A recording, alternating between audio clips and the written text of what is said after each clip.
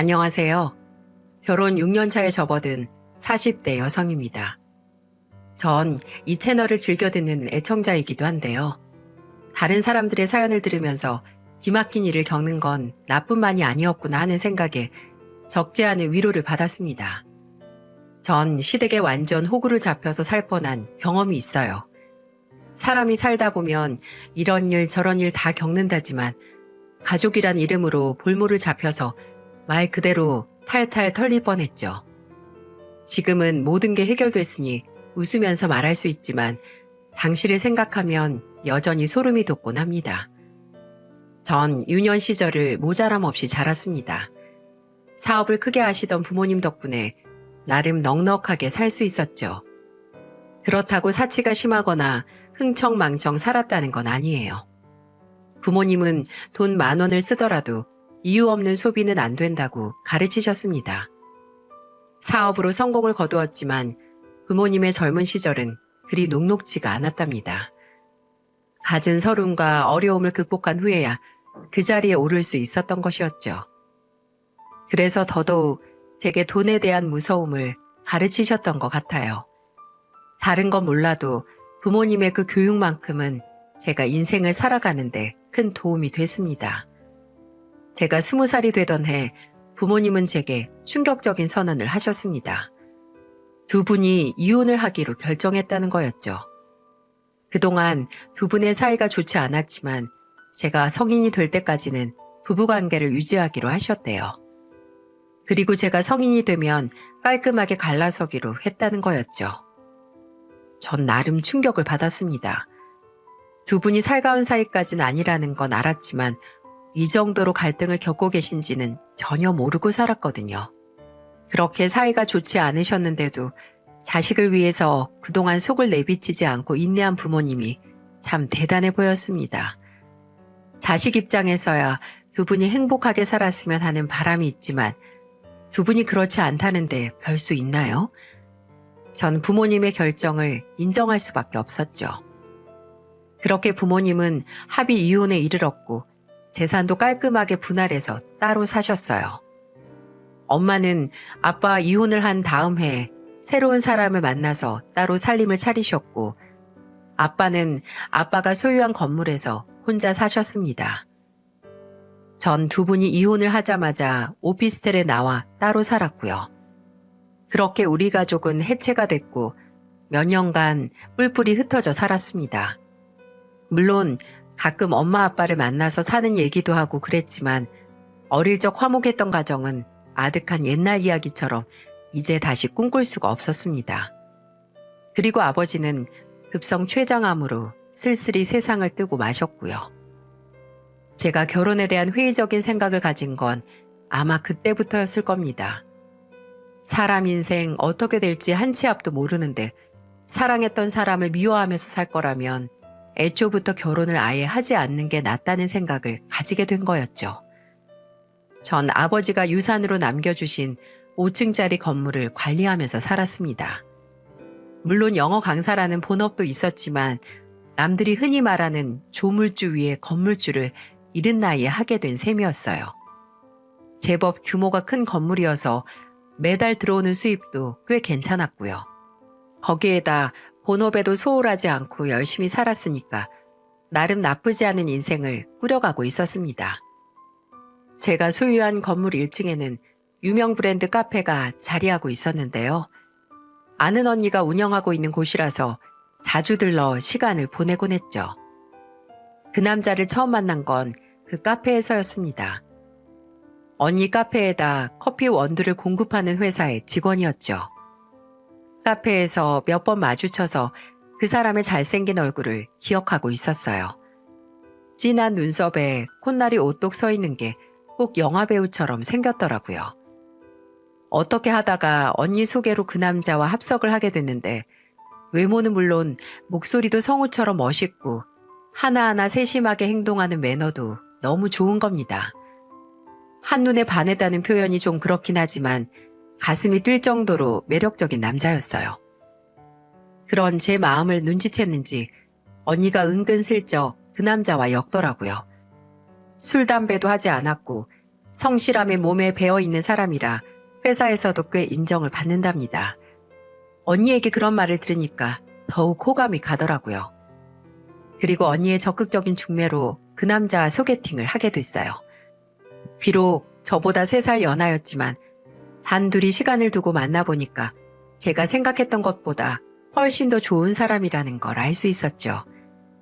결혼에 회의적이었던 제 생각이 바뀌는 순간이었습니다. 이런 남자라면 행복한 미래를 꿈꿔도 될 것 같다는 생각이 들더군요. 오래지 않아 그 남자와 연인 사이로 발전을 했고 2년간의 열애 끝에 결혼을 하게 됐습니다.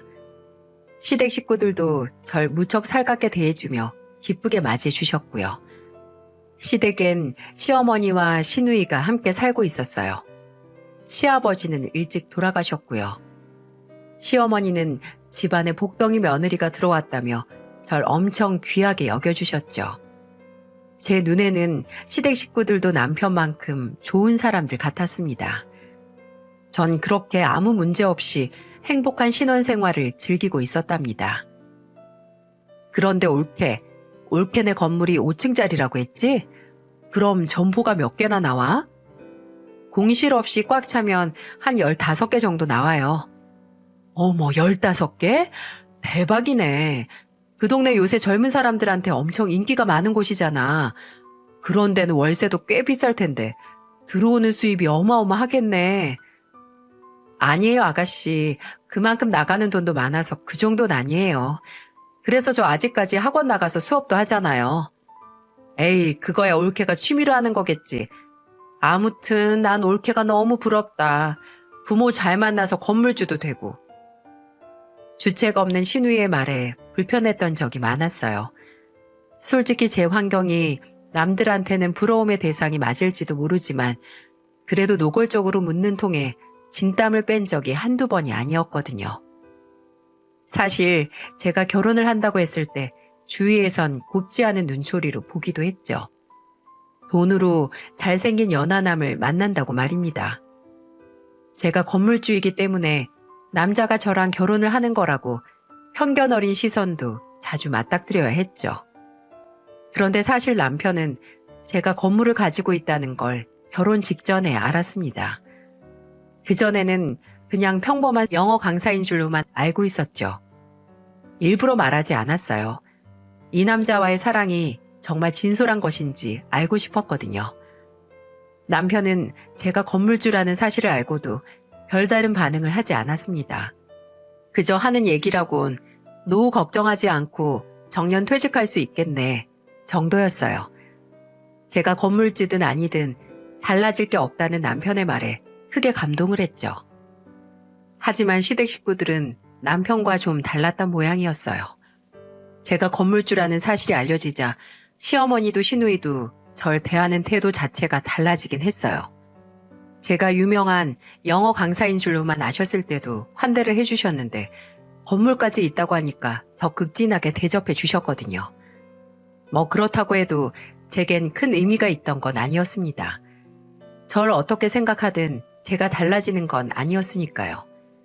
그런 제 생각과 달리 일이 좀 이상하게 꼬이기 시작한 건 아주 우연한 계기에서부터 시작됐어요.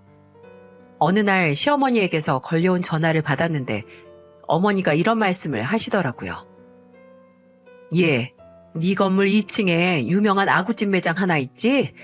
내가 친구들을 데리고 거기에 가려고 하는데 혹시 건물주 DC 같은 건 없을까?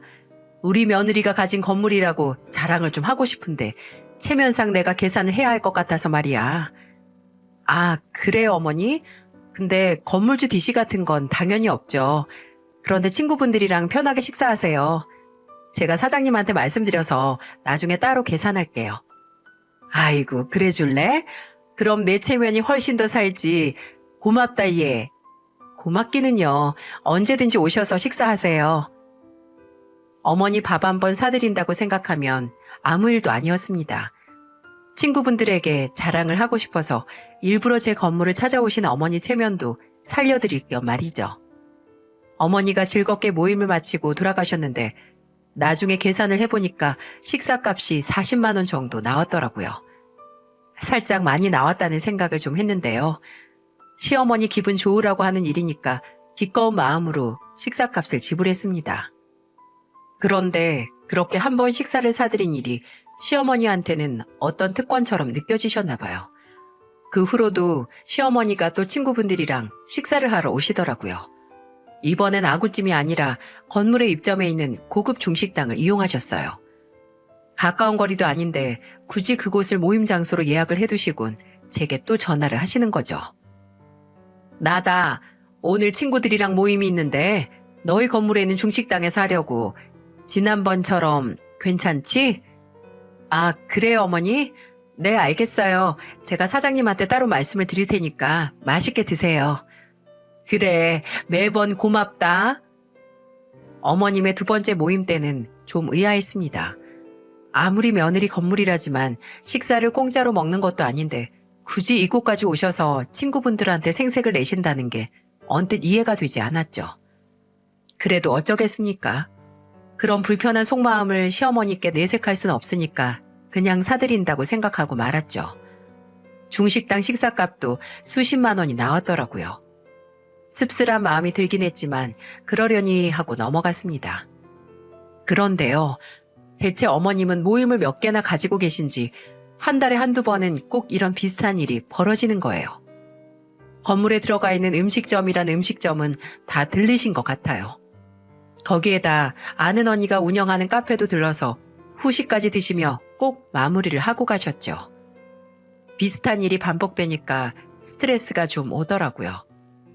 시어머니한테 밥을 사는 일이야 몇 번이든 할 수 있었지만 마치 이것이 당연한 것처럼 행동하시는 게 불편한 마음이 들더라고요. 전 카페를 운영하는 언니한테서 이런 말까지 들어야 했습니다. 얘, 너희 시어머니 너무 하시는 거 아니니? 내가 말씀하시는 거 가만히 들어보니까 우리 며느리 카페나 다름없으니까 마음껏 먹으라고 큰 소리를 뻥뻥 치시더라. 나야 팔아서 좋지만 썩 보기는 좋지 않더라고. 건물주 며느리가 무슨 호구니?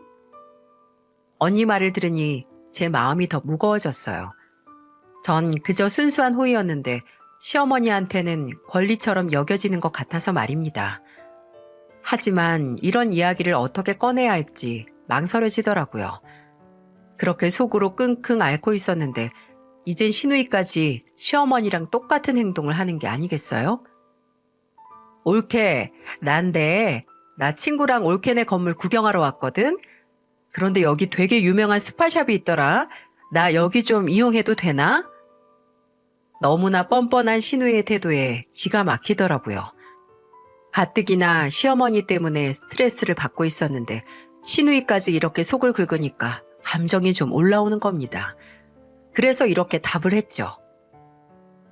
네? 당연히 이용하셔도 되긴 하는데 돈을 지불하셔야죠. 돈을 내라고? 아니, 올케가 여기 건물주인데 꼭 내가 돈을 내야 돼? 네? 아니, 아가씨, 그게 무슨 말이에요? 제가 건물주인 거랑 스파 이용료 내는 거랑 무슨 상관이에요? 저도 다 돈 주고 사 먹고 그래요. 아니, 내 말은 그게 아니라 엄마가 그러는데 올케 건물에 있는 매장을 이용하면 올케가 나중에 다 처리해 준다던데 아니야? 시누이의 목소리에서 짜증이 배어 나왔어요.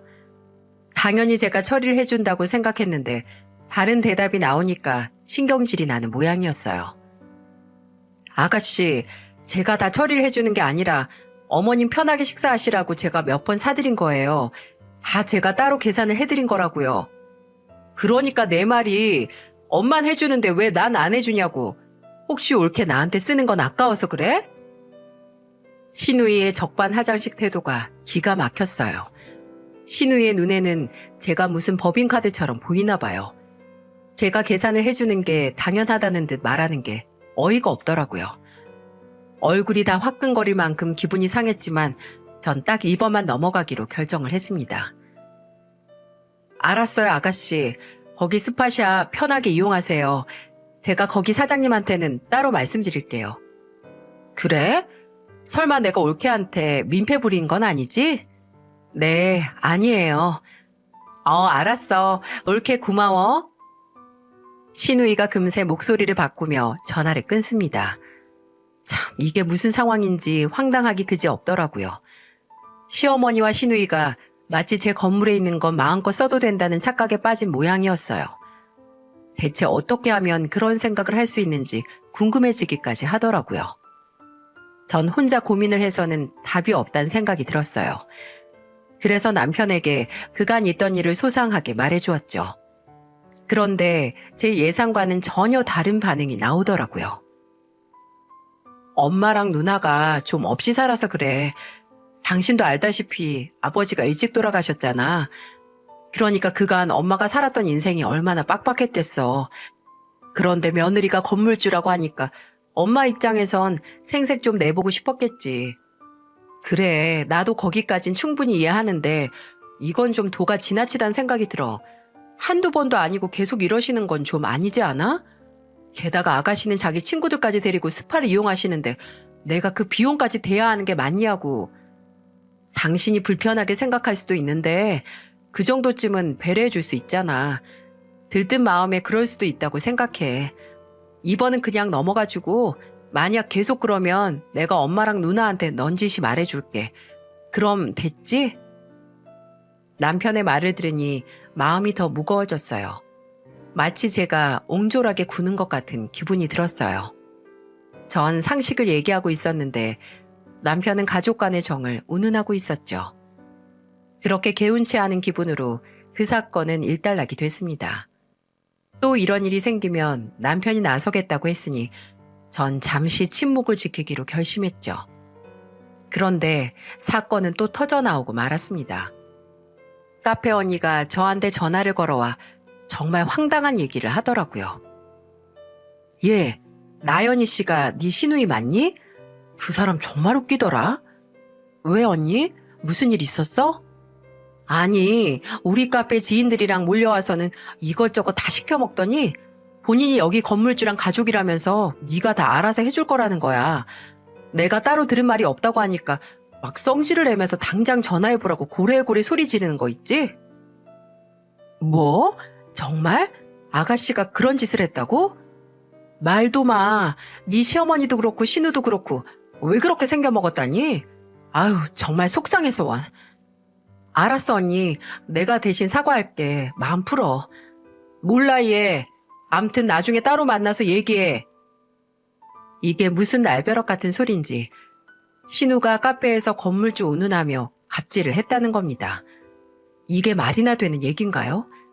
전 화가 난 마음을 꾹 참고 신우이에게 전화를 걸었죠. 올케. 그렇지 않아도 내가 전화하려고 했는데 올케네 건물에 큰 카페 하나 있지? 거기 아주 못 쓰겠더라. 내 생각엔 다음번 재계약 때는 거기랑 계약을 하지 않는 게 좋겠어. 아가씨, 혹시 거기서 아가씨가 건물주 가족이라고 계산 따로 할 거라고 그랬다면서요? 그 말이 맞아요? 그래, 내가 그랬는데 그 여사장이 그런 말 들은 적 없다고 눈 똑바로 쳐다보면서 아주 쌀쌀맞게 구는 거 있지? 나 기가 막혀서 어디 세입자 주제에 콧대가 그렇게 높은지 정말 안 되겠지 올게? 그 집 계약 기간이 얼마나 남았어? 내 생각엔 그 집은 얼른 빼는 게 좋겠어. 아가씨가 그게 무슨 상관이에요? 뭐라고? 왜 아가씨가 제 건물에서 제 소중한 세입자 분들에게 갑질을 하시냐고요? 아니 올케, 무슨 말을 그렇게 해? 그럼 내가 경우 없는 세입자한테 그 정도 말도 못해? 네, 못하세요. 하셔도 안 되고요. 그리고 말이 나와서 드리는 말씀인데 자꾸 제 건물에 와서 마음대로 먹고 노시는 거 좀 무례하신 것 같아요. 제가 한두 번쯤은 그렇다 치고 넘어갔는데 상식적으로 좀 아니란 생각 하지 않으세요? 아가씨가 돈 안 내고 노시면 그 돈을 누가 다 내겠어요? 전부 제 지갑에서 나오는 거잖아요. 제가 아가씨한테 그렇게까지 해야 돼요? 올케, 지금 가족끼리 뭐 하자는 거야? 돈 좀 번다고 유세 떠는 거야? 아니, 그렇게 마음에 들지 않았으면 진작 얘기를 하지. 왜 이제 와서 사람 거지 취급이야? 알았어. 다시는 올케네 건물에 오지 않을 테니까 걱정하지 마. 사람이 경우라는 게 있어야지. 아무리 그래도 이건 아니죠. 전 작심하고 시누이에게 싫은 소리를 했습니다. 기분이 나빠진 시누이가 냉정하게 전화를 끊습니다. 뒷일이 좀 걱정되긴 했지만 속은 정말 시원하더라고요. 이제 철없는 시누이가 정신을 좀 차리길 바라며 집으로 돌아왔습니다. 그리고 퇴근한 남편에게 이 사실을 말했죠. 그러자 남편의 표정이 딱딱하게 굳더라고요. 그렇다고 누나한테 그렇게 심하게 얘기하면 어떡해. 누나가 기분이 업돼서 좀 오버한 것 같은데 한 번쯤은 넘어가 줄 수 있잖아. 당신은 그 정도 이해심도 없어? 뭐? 그럼 내가 잘못했다는 거야? 아가씨가 건물주 행세를 하는데 그 꼴을 그냥 가만히 보고만 있으라고? 내가 지난번에도 말했잖아.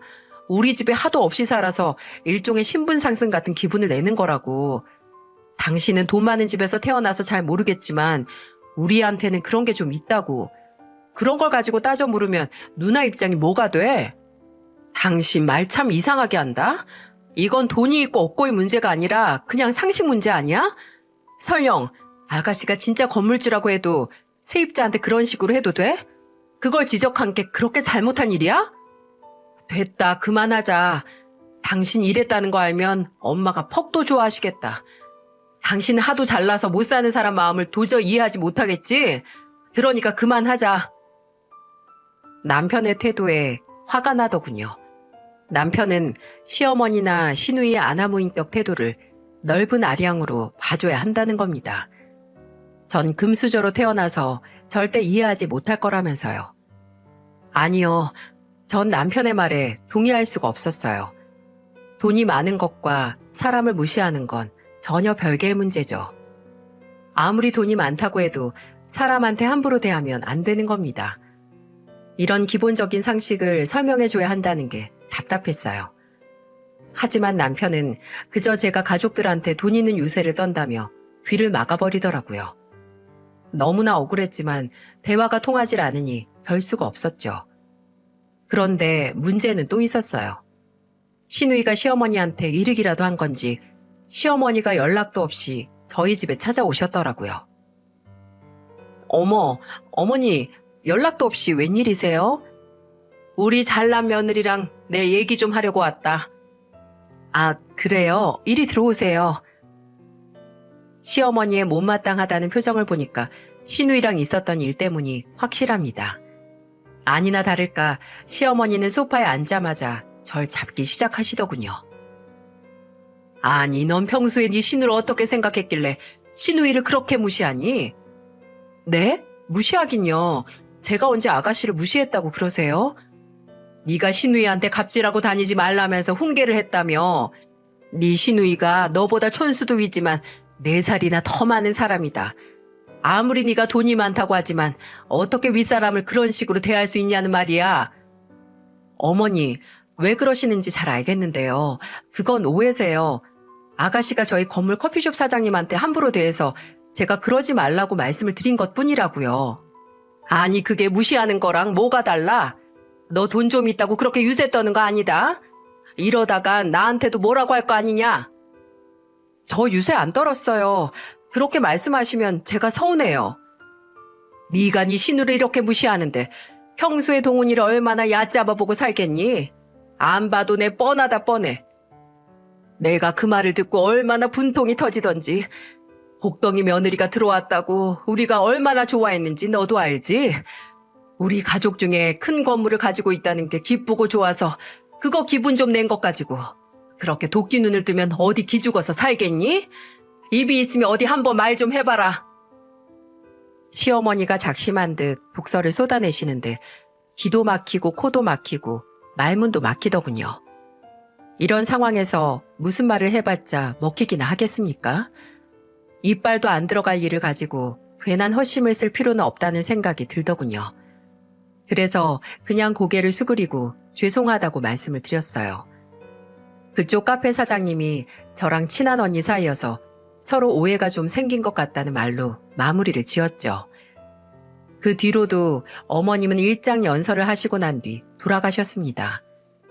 가진 말을 다 들었지만 여기에다 전부 다 풀어놓기는 민망한 수준이고요. 결론적으로 다신 잘난 척 하지 말고 시댁 식구들을 잘 떠받들라는 말로 요약할 수 있겠네요. 한통속이 된 시누이 시어머니뿐만 아니라 남편까지 제게 등을 돌리니까 진짜 억울하더라고요. 가족들에게 전 건물주 노릇을 톡톡히 하는 기고만장한 며느리가 되어 있었죠. 억울함이야 말할 수 없을 정도로 컸지만 나 하나 참고 넘어가면 된다는 생각에 화를 꿀꺽 삼켰어요. 시간이 지나면 가족들의 오해도 다 풀릴 거라고 생각했죠. 그래서 그 일은 참고 넘겼습니다. 하지만 그게 화근이었을까요? 시어머니의 요구는 상식 수준을 넘어가기 시작했어요. 매달 50만 원씩 드리던 용돈을 100만 원까지 달라고 하시질 않나. TV에서 무슨 등산복이 예뻐 보인다며 노골적으로 그걸 사달라고 하질 않나. 어디 그뿐인가요? 음식물 쓰레기 때문에 초파리가 날린다며 홈쇼핑에 나온 음식물 쓰레기 처리기를 덜컥 주문하시고는 저보고 결제를 하라고 하신 적도 있었죠. 이게 당해보지 않은 사람은 절대 이해하지 못할 겁니다. 마음에서 우러나서 해드리는 효도랑 강제로 삥 뜯기듯 하는 효도의 기분은 완전 천지차이죠. 솔직히 시어머니의 가진 요구를 경제적으로 감당하지 못할 수준은 아니었습니다. 하지만 정신적 스트레스는 상상을 초월했죠. 게다가 자기 엄마 편만 드는 남편에게 호소를 해봤자 아무 소용도 없었고요. 그렇다고 눈에 상심지를 켜고 시댁과 싸우자니 뒷감당이 걱정이 되고 이러지도 저러지도 못하는 진퇴양난의 상황이었죠. 제가 그렇게 고민을 하고 있는 사이 시어머니 행태는 넘지 말아야 할 선을 넘나들고 있었습니다. 내가 타고 다니는 차에서 자꾸 이상한 소리가 난다. 에어컨도 영 시원치가 않고 이걸 어쩌면 좋겠니? 아, 그래요? 어머니 카센터에는 가보셨어요? 카센터에 가봤자 무슨 소용이 있겠어. 차가 갈 때가 됐으니까 저러는 거지. 이걸 고치려고 들면 수리비가 더 나와요. 아무래도 내 생각엔 폐차를 하거나 팔아버리는 거나 해야 될 것 같아. 이래서 사람들이 외제차 하나 싶다. 네가 타고 다니는 차가 독일제지? 네, 독일차예요. 그래, 사람이 격에 맞게 살긴 살아야지. 돈 없고 다 늙어가는 내 주제에 무슨 독일차를 타겠어. 너처럼 돈 많고 젊은 애나 어울리지. 시어머니의 넋두리엔 목적이 정확하게 들어있었어요. 이제 하도 그런 말을 들어서 시어머니가 뭘 원하시는지 금방 파악이 되더군요. 어머니, 차 바꾸시고 싶으세요? 바꾸면야 얼마나 좋겠니. 나도 타고 네 시누이도 같이 타고 내 친구도 벤츠인가 하는 차를 타고 다니는데 아주 사람이 달라 보이더라. 왜? 우리 예쁜 며느리가 시어머니 차 한번 바꿔줄 마음이 있나? 네, 어머니, 제가 적당한 걸로 한번 알아볼게요. 아이고, 그러면야 난 너무 좋지. 그 차 색깔은 내가 결정할 테니까 나한테 꼭 물어봐야 된다. 네, 알겠어요, 어머니. 이젠 차까지 바꿔달라고 성화시니 두 손 두 발 다 들었습니다. 사실 저도 거의 반 포기 상태였어요. 그래도 혹시 몰라서 남편에게 말을 해봤습니다. 여보, 어머니가 차 좀 바꿔달라시네. 차? 엄마가 타고 다니는 차? 차에서 소리가 난다고 외제차로 좀 알아봐달래. 어떻게 생각해? 글쎄, 엄마가 타고 다니던 차가 좀 오래됐긴 한데 당신 괜찮겠어? 내가 안 괜찮으면 안 바꿔드려도 돼? 아니, 꼭 그런 말은 아니고 자식들이 능력이 되면 바꿔드리는 것도 나쁘지 않지 뭐. 절 똑바로 쳐다보지도 못하고 지도 말끝을 흐리는 걸 보니까 미안하긴 한 모양이었어요. 이러다가 사는 집도 바꿔달라는 말도 정말 나올 것 같더라고요. 하지만 입씨름을 해봤자 제가 손해라는 걸 전 잘 알고 있었어요. 어차피 해드릴 거 빨리 처리하자는 마음으로 아는 딜러에게 부탁을 해서 어머니 차를 알아봐드렸죠. 딜러를 만나서 차를 구경한 어머니는 잔뜩 신이 난 목소리로 전화를 하시더라고요. 며느리, 차 구경했어. 너무 좋더라. 역시 차는 독일차가 최고인 것 같더라고. 딜러가 추천해주는 차로 하면 좋겠어. 딜러가 너랑 따로 통화한다더라. 그런데 견적이 꽤 나오더라고. 혹시 너무 무리하는 건 아니니? 아니에요. 괜찮아요, 어머니. 그래, 너무 고마워, 며느리. 아, 그리고 내일 너희 시아버지 제사잖니? 내가 내일 저녁에 우리 며느리 좋아하는 불고기도 해둘 테니까 늦지 말고 와라. 알았지? 네, 알겠습니다. 언뜻 들어도 어머니의 기분은 날아갈 듯 좋아 보였어요. 전 점점 지쳐만 가는데 이게 무슨 짓인가 싶더라고요. 제가 희생하면 온 가족이 행복하다는 게 모순처럼 느껴졌어요. 제가 불행한데 가족의 행복이 무슨 소용이 있겠습니까? 그렇다면 전 가족들에게 어떤 존재인 걸까요? 이런저런 생각이 들면서 기분도 우울해지고 처지더라고요. 그런 우울한 기분을 겨우 참고 다음날 시댁에서 제사를 지냈습니다. 싱숭생숭 제사를 지내고 남은 전을 먹으려고 다시 부치고 있었는데요. 남편을 비롯한 시댁 식구들이 화기애애한 분위기 속에서 맛있게 전을 먹더라고요. 전 왠지 입맛도 없고 기운도 없어서 먹는 둥 마는 둥 하고 있었죠. 그런 저를 본 시어머니가 묻습니다. 얘, 왜 이렇게 못 먹어? 어디 아프니? 네? 글쎄요. 점심이 좀 취했나. 그냥 속이 좀 불편해서 그래요. 신경 쓰지 마시고 드세요, 어머니. 아유, 그럼 일을 어째? 우리 귀한 며느리가 아프면 안 되는데 내가 소화제라도 사다 주련? 아니요, 괜찮아요. 어머니 금방 내려갈 거예요. 그래, 건강에 신경 쓰면서 다녀야지. 아프면 못 써. 시어머니가 걱정스러운 표정으로 제 등을 쓸어주세요. 물론 이게 외제차의 힘이라는 건 저도 다 알고 있었죠. 그러던 시어머니가 남편의 머리를 보면서 고개를 갸웃거리시더라고요. 그런데 동훈아, 너 언제부터 머리숱이 이렇게 많아졌니? 머리가 자랐나? 나 실은 모발 이식했잖아요. 몇 달 됐어요. 그 자기 뒷머리를 뽑아서 빈 곳에다가 심는 그 수술? 어머, 진짜 깜쪽 같네. 나도 말로만 들었는데 정말 괜찮구나. 시어머니가 남편의 머리를 이리저리 살피면서 감탄을 합니다.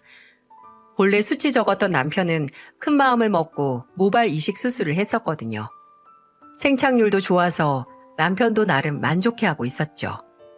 그런데 시어머니가 또 엉뚱한 말씀을 하시는 게 아니겠어요? 우리 집 내력이 원체 머리숱이 없어서 나도 고민이었거든. 나도 동훈이가 수술한 곳에서 모발 이식을 좀 받아야겠다. 이게 견적이 얼마나 나오려나? 엄마도요? 이게 심는 모발의 양마다 견적이 다르긴 한데 모발 이식하고 사후 시술까지 생각하면 한 1,000만 원은 생각해야 돼요, 엄마. 1,000만 원? 아유, 생각보다 별로 안 드네. 우리 효부 며느리가 시어머니 머리쯤은 심어주겠지. 안 그러니? 시어머니가 제 얼굴을 보면서 비실비실 웃으시는데 순간 그 모습이 얼마나 꼴보기가 싫던지요. 전 순간 화산이 폭발하듯 꾹꾹 참았던 분노가 터지고 말았죠. 모발 이식이요? 이제 다 늙어서 가실 분이 모발 이식은 해서 뭐 하시게요? 그냥 대머리로 살다가 가시면 안 돼요? 제 그 한마디에 온 식구들이 눈을 동그랗게 뜨고 절 쳐다보더군요. 마치 찬물이라도 끼얹은 것처럼 분위기가 얼어붙더라고요. 너 지금 그게 무슨 소리냐? 지금 그 소리 나한테 한 소리니? 네, 어머니한테 드리는 말씀이에요. 어머니, 제가 한국은행이에요? 어머니가 1,000만 원 하면 1,000만 원이 나오고 2,000만 원 하면 2,000만 원이 뚝딱 나오는 줄 아시냐고요. 사람이 정도가 있지. 외제차도 모자라서 이제 머리털까지 심어달라고요? 그게 지금 말이나 된다고 생각하세요? 아니, 얘가 뭘 잘못 먹었나? 너 지금 시어머니한테 그게 무슨 말버릇이냐? 놀란 남편도 제게 한마디를 보태더군요. 당신 미쳤어? 갑자기 왜 이래? 왜 이러긴. 당신 어머니 때문에 스트레스 받아서 그렇지. 이제 나 도저히 못 참겠어. 할 말은 하고 살래. 남편 옆에 있던 시누이가 표독스럽게 절 쏘아붙였어요. 아니, 올케가 대체 뭘 참았다고 이래? 참은 건 우리지. 올케가 그 유세를 떨면서 콧대 세우고 다닌 거 다 참아주고 봐준 게 누군데 이래? 아가씨도 제발 정신 좀 차리세요. 언제까지 그러고 사실 거예요? 부자 남자 만나서 팔자 고칠 생각하지 말고 제발 건실하게 좀 사시라고요. 뭐라고? 올케 말 다 했어? 사람들이 제 도발에 발끈하며 눈에 쌍심지를 켭니다. 특히 시어머니는 입에 거품까지 물곤 난리를 피우시더라고요. 아이고, 네가 드디어 본색을 드러내는구나. 그동안 우리 집을 얼마나 깔보고 있었으면 그런 말이 서슴없이 나와. 너 그깟 1,000만 원이 그렇게 아까워서 이러는 거니? 그렇게 커다란 건물을 깔고 사는 너한테는 1,000만 원 주면 푼돈이잖니. 그렇게 그 푼돈이 아까워서 이 난리를 피우는 거냐고? 네, 아까워요. 저한테는 푼돈이 아니라 열심히 노력해서 번 돈이라서 아깝다고요. 그리고 며느리를 돈으로만 보는 시어머니한테 쓰는 건 더 아깝고요. 뭐라고? 정말 인연이? 시어머니가 손가락을 세우며 달려들더니 제 머리채를 휘어잡습니다. 그리곤 욕설을 내뱉으면서 제 머리를 마구 흔들더라고요. 너 한번 죽어봐라 이년아. 이거 놓으세요. 이거 안 놔요? 전 온 힘을 다해서 시어머니를 뿌리쳤어요. 시어머니한테 머리채까지 잡히니까 정말 눈이 돌아가더군요. 전 옆에 있는 남편 머리채를 확 잡아버렸죠. 놀란 남편이 펄펄 뛰며 비명을 지릅니다. 여보, 이거 나. 이 머리가 얼마짜린데. 시어머니도 자기 아들이 머리채를 잡히니까 깜짝 놀라며 손을 벌벌 떨더군요. 어머, 너 우리 아들 머리채 잡고 뭐 하는 거냐? 아이고, 당장 그거 놓지 못해? 내가 당신들 호구니? 그래, 소중한 네 아들 반납할 테니까 이제 니들끼리 잘 먹고 잘 살아라. 전 남편 머리털을 다 뽑아버리고 난 후 시댁 대문을 박차고 나와버렸어요. 정말 난리도 그런 난리가 없었죠. 동네가 다 떠나갈 듯한 난리에 이웃들이 나와서 볼 정도였으니까요. 그런데요, 참 이상한 게 뭐였냐면요. 시댁을 나와 차로 들어가는데 이상하게 웃음이 나오더라는 겁니다. 허탈해서 그런 것 같기도 하고 속이 시원해서 그런 것 같기도 했는데요. 낯빛이 하얗게 질린 시어머니의 표정과 소중한 머리카락이 죄에 뽑혀 절망한 남편 표정이 교차하면서 웃음이 피식 절로 나오더라고요. 아무튼 전 그 길로 집으로 돌아가 남편한테 문자를 보냈습니다. 그 내용은 이랬어요. 짐은 따로 보낼 테니까 집에 들어오지 말라는 말과 함께 이제 당신과 당신 식구들이랑 엮여서 살고 싶지 않으니까 이혼을 하자고 했어요. 소송을 해도 좋고 합의를 해도 좋은데 당신한테는 합의가 더 나을 거라고 은근한 협박도 곁들였죠. 그리고 전 곧바로 이혼을 준비했어요. 아는 변호사를 통해 이혼 서류를 꾸몄고 남편에게 보내버렸어요. 하지만 며칠 후 슬며시 집에 들어온 남편이 제게 털썩 무릎을 꿇더니 싹싹 빌더군요. 다신 이런 일 없게 할 테니 제발 이혼만은 말아달라면서 말입니다. 여보, 난 죄가 없잖아. 이제 당신이 엄마랑 누나 볼 일은 없게 만들 테니까 제발 이혼하잔 말은 하지 마. 어? 겨우 자리를 잡은 모발들이 숭덩숭덩 빠져있는 남편의 모습을 보니까 마음이 좀 약해지더라고요. 정말 제가 남편의 머리털만 뜯지 않았다면 뒤도 안 돌아보고 이혼을 했을 텐데 그게 좀 미안해서 일단 참기로 했죠. 그래서 이혼은 잠시 보류를 하고 남편의 장담을 한번 믿어보기로 했습니다. 남편이 시댁과 어떻게 얘기를 했는지는 몰라도 정말 시어머니와 시누이는 저에게 연락 한 번을 하지 않았습니다. 하긴 그 난리를 피웠는데도 또 뭔가를 요구한다면 사람도 아니죠. 그리고 전 시어머니에게 해주기로 한 외제차 계약을 전부 없던 일로 했습니다. 제가 부처님도 아니고 이런 마당에 외제차까지 해주게 생겼습니까? 당연히 물리는 게 맞죠. 안 그런가요? 솔직히 전 남편과 이혼을 하지 않더라도 시댁 식구들 얼굴을 다신 보고 싶지 않아요. 남편에게도 그 부분을 여러 번 확답을 받았고요. 남편이 따로 시댁 식구들과 연락을 하는 것까진 막을 수 없겠지만 저와 부딪히는 일은 결코 만들고 싶지 않았습니다. 그리고 남편과의 약속은 지금까지 잘 지켜졌어요. 정말 시어머니와 시누이 얼굴을 보지 않고 사니까 삶의 질 자체가 달라지더라고요. 가슴 속에 얹힌 돌덩이가 치워진 것 같은 기분이 들었다랄까요? 이래서 사람이 돈보다는 마음 편하게 살아야 한다는 말들을 하나 봅니다. 사실 이 사연은 아직 현재 진행형이에요. 이제 남편이 가끔 제 마음을 슬쩍슬쩍 떠보기도 하거든요. 하지만 전 여지를 조금도 주지 않고 있어요. 시댁 생각만 하면 머리칼이 쭈뼛설 정도로 소름이 끼칩니다. 모르긴 몰라도 아마 계속 이렇게 살지 않을까 싶네요. 저 그렇게 잘못한 거 아니죠? 여러분들이 어떻게 생각하시는지도 참 궁금하네요. 제 사연은 여기까지고 앞으로도 이 채널을 열심히 애청할 생각입니다. 누군가 제 사연을 통해서 조금이나마 위로를 받았길 기대해 봅니다. 감사합니다.